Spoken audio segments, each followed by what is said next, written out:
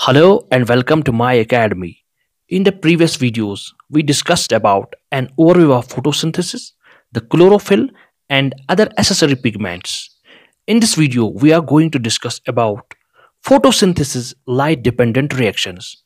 Okay, without wasting time, let's get started.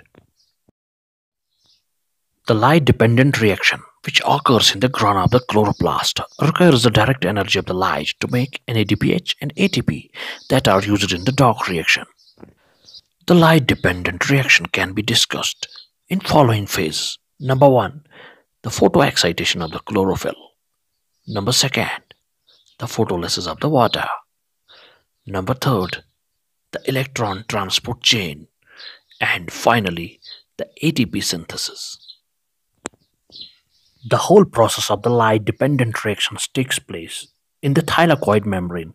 Let us discuss the thylakoid membrane structure first. Okay. The thylakoid membrane involves the collaboration of two photostems, that's photostem second and photostem first. The photostem second, or P680, absorbs the light of wavelength of 680 nanometers in the visible spectrum, and photosystem first, or P700, absorbs the light of wavelength of 700 nanometers in the visible spectrum. For the purpose of better understanding, let us discuss the Zscheme diagram of the photosynthesis in a detail. Each photon represents a quantum of light energy.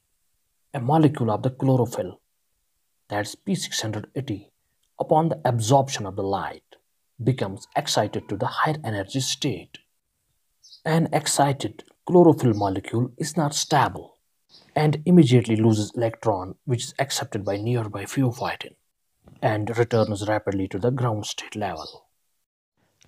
This positively charged P680 positive, a strong oxidizing agent, attracts an electron from the electron donor to generate the original P680. In oxygenic photosynthetic organisms, water acts as an electron donor. Now we have photolysis of water. Photolysis is the splitting of water molecules in the presence of light into protons, electrons, and oxygen. The protons are used to reduce NADP, and electrons are used to feed photosystem second, and oxygen is released as a waste product. The splitting of the water is catalyzed by a protein complex, the oxygen evolving complex, located on the luminal surface of the thylakoid membrane. The oxygen evolving complex contains 4 manganese together with the calcium dipositive ion and 1 of the chlorine negative ion. The 4 electrons abstracted from the photolysis of the water do not pass directly to the P680 positive, rather accepts 1 electron at a time as shown in the diagram. The P680, after excitation by the photon of light, immediately loses electrons and goes back to the ground state. This P680 positive, a strong oxidizing agent, gains electrons from the photolysis of water. These electrons from the water replenish the chlorophyll molecule and allows the photosynthesis to continue.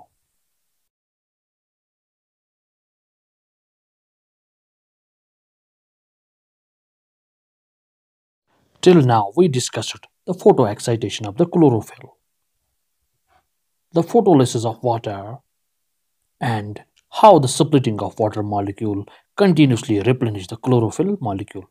Now we will be discussing about the electron transport chain and finally the ATP synthesis.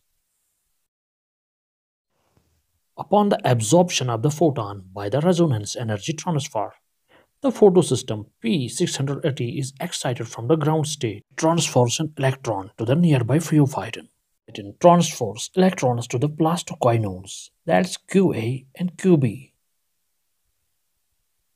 The cytochrome B6F complex transfers electron to the plastocyanin, which in turn reduces P700. The acceptor of the electrons from excited P700 are the quinones, that's A0 and A1.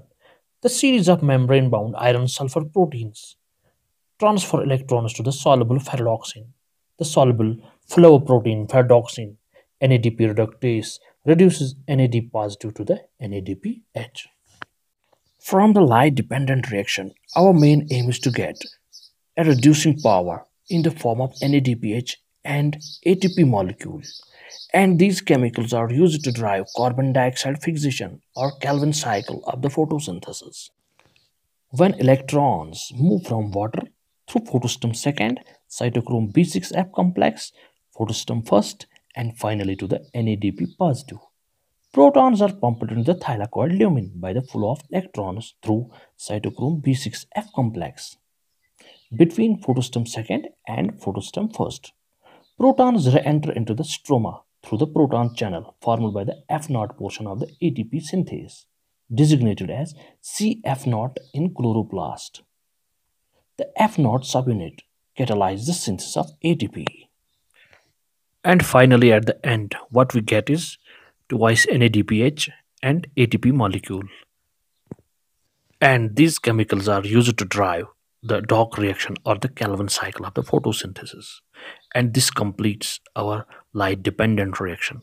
If you like the video, then do subscribe and share. Thank you.